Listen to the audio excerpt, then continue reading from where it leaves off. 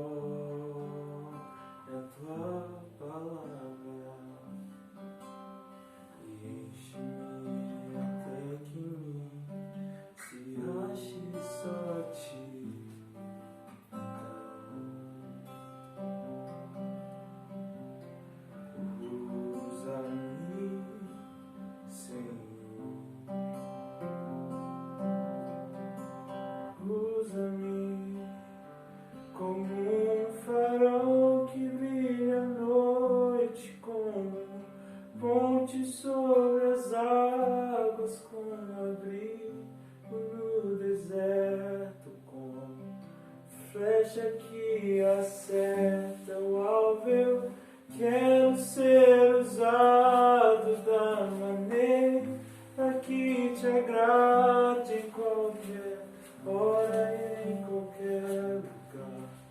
Eis aqui a minha vida, usa-me, Senhor,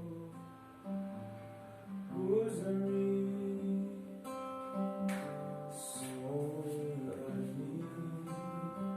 Quebranta-me, transforma-me, enche-me e usa-me, sonda-me, quebranta-me, transforma-me, enche-me.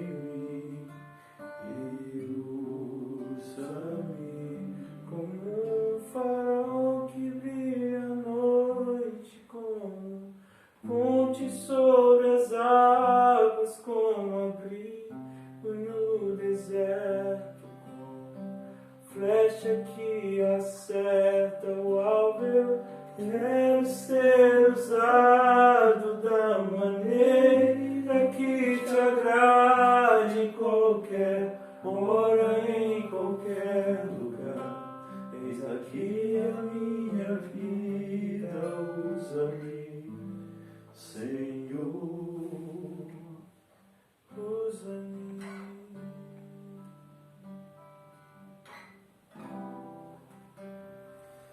E é sobre isso que nós gostaríamos de estar meditando na palavra de Deus nesta noite. Este grande privilégio e bênção de fazermos parte da obra do Senhor, de termos como base, essência, direção de vida, trabalharmos, fazermos parte da grande obra maravilhosa do nosso Deus. Conforme nós temos estudado na nossa escola dominical, eu gostaria de estar lendo no livro de Neemias. Neemias viveu o tempo de restauração. Ele viveu também um tempo na Babilônia, quando ele fez parte daqueles que voltaram para restaurar Israel, Jerusalém, o templo, o povo, conforme a promessa do Senhor, encontrando dificuldades, barreiras, mas determinado, consciente do sentido da sua vida que estava em servir ao Senhor. Conforme lembramos, o profeta Jeremias falou dos 70 anos de cativeiro. E o retorno aconteceu através também de levas de pessoas que voltaram para Jerusalém. Na primeira delas veio Zorobabel, que era um militar, que se tornou um instrumento de Deus para o primeiro retorno de parte do seu povo, para a construção do segundo templo, e isso aconteceu em 537 antes de Cristo. 80 anos depois veio Esdras, conforme nós também vimos, o livro de Esdras, que faz parte desse tempo de restauração, que foi em 457 antes de Cristo. E depois, alguns anos, vem Neemias, também com outra parte, para concretizar a segurança de Jerusalém, que estava exposta, porque os muros que protegiam a cidade, a capital de Israel, permaneciam destruídos. E é nesse momento, 440 e poucos, já se aproximando do ano zero com a vinda do Senhor Jesus, mas Neemias então se faz presente em Jerusalém, nesse processo de restauração para a construção do muro em volta da cidade. E no capítulo 6 de Neemias, versículos 3 e 4, nós lemos: enviei-lhes mensageiros a dizer: estou fazendo grande obra, de modo que não poderei descer. Por que cessaria a obra enquanto eu a deixasse e fosse ter convosco? Versículo 4: 4 vezes me enviaram o mesmo pedido. Eu, porém, lhes dei sempre a mesma resposta: eu estou fazendo grande obra. Ou seja, Neemias está aqui resistindo à convocação de alguns personagens na região de Jerusalém, da vizinhança, que não estavam contentes com a restauração do povo, da nação de Israel, e preparando assim uma cilada para, através dele, atingindo, não permitir que os muros fossem reconstruídos.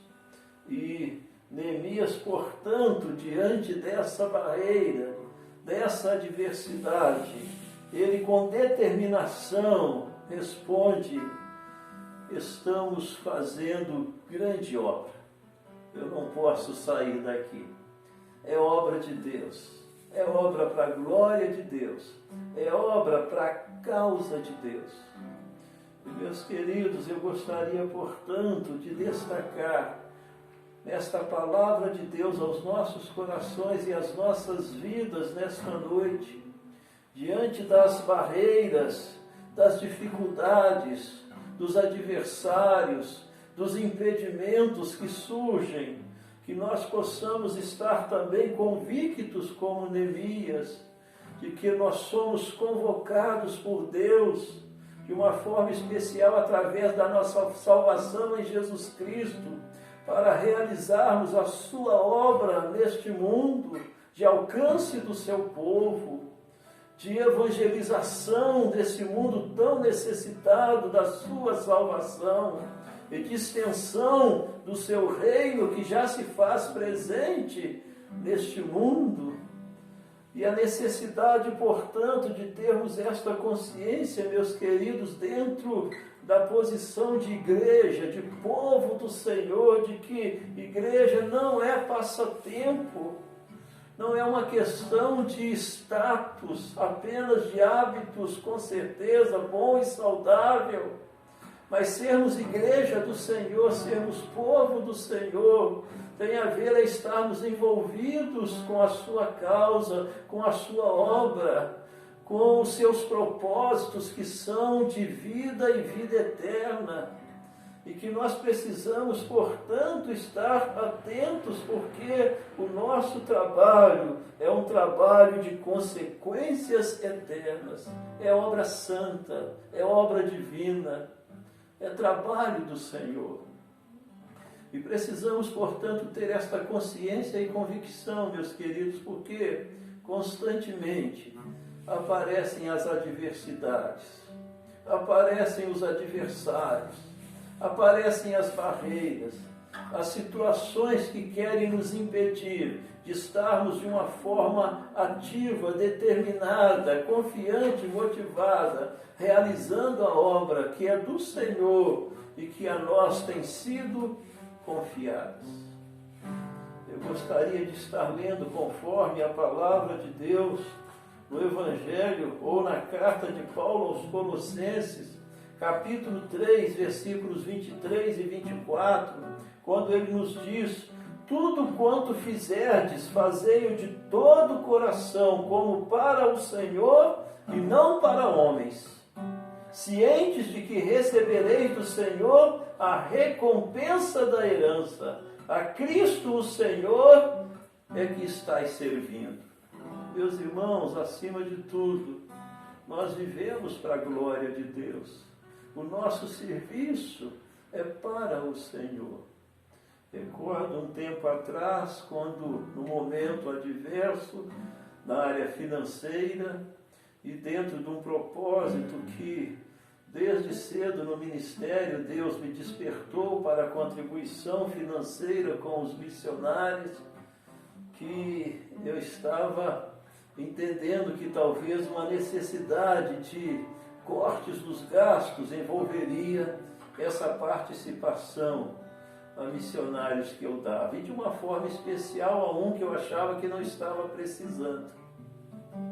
Graças a Deus foi revertida a situação, conseguimos manter e até hoje temos feito isso, mas eu lembro, administrando a situação, raciocinando conforme a gente faz, em que é que a gente vai cortar, a gente deve cortar por isso e por aquilo, e conforme o meu raciocínio de que aquele irmão não estava precisando, e de que eu estava me envolvendo num tempo de aperto financeiro. E Deus testemunhou o meu coração: olha, quando foi que você foi orientada a dar essa oferta para um missionário tal? Essa oferta, meu filho, é para a minha obra. Essa oferta é para abençoar esse mundo através da minha obra, da proclamação da minha palavra. E, meus queridos, foi um grande aprendizado, porque às vezes é assim, que a gente raciocina. Mas o grande ensinamento de que o que eu estava fazendo não era para a pessoa, para a família do missionário, para as pessoas alcançadas, mas acima de tudo era um serviço, era uma manifestação de gratidão e de privilégio em servir ao Senhor. Assim encontramos Neemias dizendo: olha, eu estou fazendo grande obra.